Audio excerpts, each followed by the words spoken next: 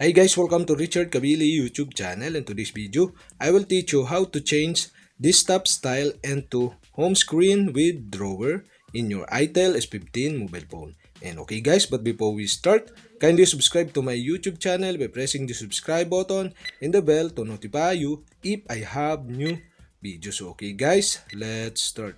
So okay guys, you all have to do is press and hold on screen in your itel S15 mobile phone to see the home settings. And okay guys, you'll have to do is click home settings. Okay guys, here in home settings, okay, and desktop style, you can see the home screen with drawer. And on the right side, you can see the circle button. And okay guys, you'll have to do is click the circle button on the right side to select the home screen with drawer and automatically change the desktop style into home screen with drawer. And okay guys, that's it. We have successfully changed the desktop style in your itel S15 mobile phone. And okay guys, if you have a question, kindly comment below and don't forget to hit the subscribe button and the bell to notify you if I have new videos. Okay guys, thank you for watching.